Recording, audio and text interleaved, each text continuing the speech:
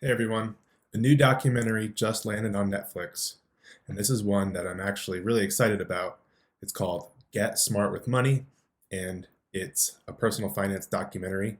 And I've been a longtime personal finance geek, and so this is right up my alley. Of course, day one, I've already watched this documentary and wanted to share my thoughts and initial reaction. I guess you could call this a review. All right, so let's jump right into it. Now, the documentary that came out today focuses on four different stories of people or couples in some cases that need help with their personal finances. Enter four separate coaches, one assigned to each person or couple, to help them with improving their personal finances and getting smart with money, as the title would imply. Now, the four coaches are Mr. Money Mustache, who I am very, very familiar with. I've been a big fan of his blog for quite some time. He got me, frankly, to change my driving habits, to switch to using a bike for most of my local transportation needs. And he encouraged me to save a bunch of money and work towards financial independence. It's been a big influence in my life over the last several years. The other three coaches, two of which I've heard of, the Budgetnista. I'm not all that familiar with her, but I have seen her name around and maybe seen her here or there in the blogosphere. Paula Pant of Afford Anything, who I am also familiar with. I used to listen to her podcast, and she does some good work. She focuses more on the building your income side of personal finance than the frugality side. But she's got some great ideas and great advice for people. And finally, Ross Mack, Ross with $2 signs. Never heard of Ross Mack with $2 signs, but seems like a good guy. And I think in the documentary, the filmmakers matched up the coach with the correct person. In other words, for each of the four stories, it was a good matchup between the coach and the person or couple that needed help with their finances. All right, so what I'm going to do is go through each of the four stories that were presented in the documentary and giving my thoughts on each one as we go along. And then at the end of this video, just some final thoughts about the documentary as a whole. First up, we have Teez. Teez is a young guy who was a professional football player, got a bunch of money up front, kind of a windfall as he joined the NFL, and then his career was stopped short. Got an injury. It's a classic tale of getting a windfall of money and then spending it very quickly, not having the wisdom to save it, thinking that maybe these sort of big bucks will just keep on coming in when, sadly for a lot of professional athletes, they can't count on that. If they get injured, if they get cut by the team, they're out of luck in many cases. It's a great cautionary tale, especially for professional athletes, but I think anyone who suddenly finds themselves with a lump sum and really needs to make it last, because that's all they might ever get. I think anyone in that position could learn a lot from this story. That includes somebody that maybe got an inheritance or won the lottery or some kind of windfall situation like that. So Teez got, I think it was 1.6 million when he signed with the NFL team initially. At some point in the season, I think he was cut by the team, and then he had zero income, and that's all he really knows is football. What was he going to do from there? I won't spoil it, but this kind of do or die story, as far as finances go, was quite compelling. I love the scene at the end of him and the coach, Ross Mack, talking to younger kids about the pitfalls of going for flashy, Instagram-friendly lifestyle, as opposed to being smart with money, getting smart with money. And teaching these kids that lesson that he learned, to forget all the glitz and glamour, fake kind of lifestyle that looks good on Instagram, and to be smart with their money. I love how they showed all the kids Nike sneakers as they were listening to Teez and Ross talk about the lessons that they should learn. Next up, Mr. Money Mustache, and he was paired up with a couple, high income earners. One was an engineer, although he was a stay-at-home dad, I guess, in this story, and his wife, the mother, bringing home the big bucks, doing some kind of counseling with people from her home. Looked like a pretty cool gig. Now, I've been a big fan of Mr. Money Mustache's message for several years. I should probably do a whole other video on Mr. Money Mustache. As I mentioned before, the guy got me to use bike as my primary means of transportation around town and actually bike commuting to work. I did that for years. Out of the four coaches in this documentary, Mr. Money Mustache's message really resonates with me the most. Now, as far as this couple's story, they were making a pretty high income, but spending most of it somehow. One thing I was confused about in the documentary was they didn't really describe where all that money was going. Mr. Money Mustache had them go to Costco to try to cut down on their $1,200 a month grocery budget. In fact, there was a point where Mr. Money Mustache was talking about Costco in such favorable terms. It was like the best ad I've ever seen for Costco. Not that I've actually ever seen an ad for Costco. I think it's mostly word of mouth, but Costco is probably pretty happy with his endorsement in this documentary. To get real nitpicky, couldn't help but look at the groceries that the couple was buying, including a nice pack of Godiva chocolate, which I thought was a little unnecessary. But their level of earning and saving targets that they want to reach, the Godiva chocolate is probably not a big deal. Mr. Money Mustache goes through the concept of a millionaire is made $10 at a time, which is one of his classic blog articles that I really like. I don't feel like in this documentary they gave it the full treatment. They didn't show the direct connection between saving and investing and how those savings can compound over time. So it's not just about the initial saving of $10 by not purchasing something, but what that $10 can grow to when it's compounded through stock market investing over time. That's the magic. They also get into FIRE, financial independence, retire early. It's kind of not set up that way at the beginning that this couple's goal is early retirement, but suddenly it does become their goal where they want to retire early, I guess. So I love that Mr. Money Mustache in the documentary throws down the gauntlet on the FIRE term. A lot of people want to disregard the RE part, that you retire early, and just focus on the financial independence because while retire early might have a bad connotation, people might get the wrong idea about it. But Mr. Money Mustache really embraces the retire early part. Yeah, I love that he throws down the gauntlet on the FIRE term. He says, for me, it's early retirement. He doesn't shy away from that, even though a lot of people push back on the early retirement part, and they might get the wrong idea that it's all about lounging on the beach or doing nothing at home, watching TV, that sort of thing. But Mr. Money Mustache, I know, has called it a badass life of leisure, and that is probably more appropriate, at least to the way his retirement goes, where he stays very busy with construction projects and being a star in a documentary film and all kinds of things like that. Now back to this couple, I do wish I had a better idea of what they were spending their money on each month. They're certainly spending a lot each month, but the documentary really never got into many of the details. They mentioned Amazon quite a bit and the groceries and pretty big mortgage, but this still doesn't account for the $12,000-$13,000 a month that it said that they were spending. $12,000-$13,000 a month. That's a lot of shekels. Shopping at Costco, cutting the grocery budget, and not spending as much at Amazon clearly was making a difference in their budget, but I don't think it's going to move the needle drastically enough to get them to early retirement in the time that they were thinking about. So later in the documentary, they do make a more drastic move to downsize.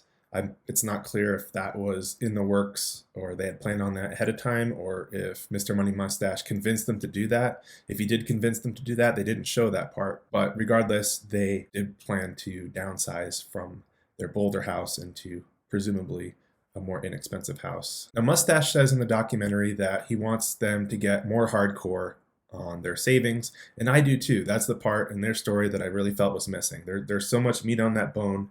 That seems like they could be saving a lot more, and it'd be really interesting to dive into those details and really get into their budget and see a little more about where they could cut their spending and what they were spending all that money on. Later, they do downsize their house, and okay, now we're talking. Now that's a serious move. They say they can't reduce their spending anymore, so all that's left that they can do is sell their house. But it's just driving me crazy when I was watching it. I want to know why they can't reduce their spending more. It seems like there's just so much room there, so much opportunity for them to do so. At around 1 minute and 15 seconds in the documentary, I love that it turns into basically like an HGTV Property Brothers show or something like that, where Mr. Money Mustache is over there. He's taken off his personal finance hat and put on his do-it-yourself construction hat, and he's helping them do some construction projects in the garage and get the house ready to sell. I thought that was a pretty cool move, and knowing a lot about Mr. Money Mustache, it was very Mr. Money Mustache. And then at the end of their story, 5 weeks in Costa Rica. Wow, that was kind of a shocking ending there, where it was like, well, I mean, Mr. Money Mustache said that it's all about cutting waste, and the trip is probably worth it.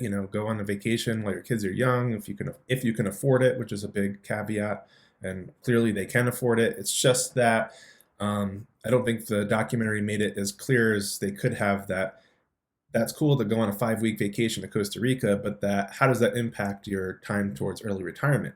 They might go in with eyes wide open and understand that trade off and still make the decision to go to Costa Rica. That's cool.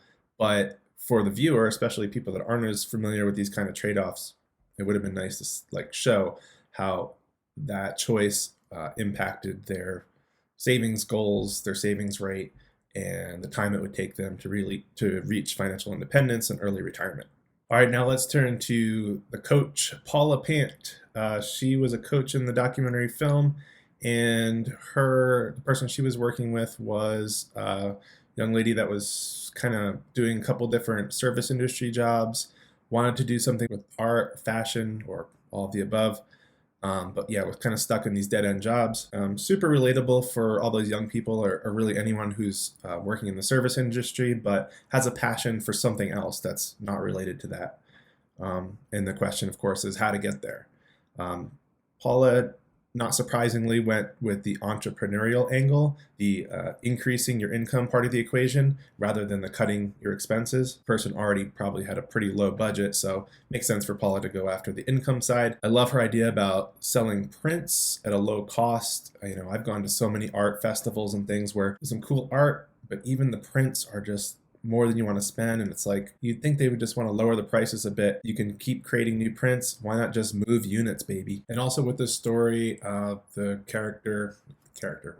the person, the real person, struggled with anxiety and depression. So I like that they brought in the mental health angle on one of these stories. It's good to show it as a factor and potential barrier for a lot of people. Again, it's nice with this documentary that they brought in these different angles, these different types of people in these situations and that will make the documentary relatable to a lot of people, I think. Around an hour and 5 minutes, I love how they show the money she earned from dog sitting going into a Hello Kitty box, like a little piggy bank, but it's a Hello Kitty box. That was kind of adorable. And then Paula Pant showing her how to set up, turn these new endeavors into an actual business and have a separate bank account, easily find deductions and things like that. That was really great advice, I think.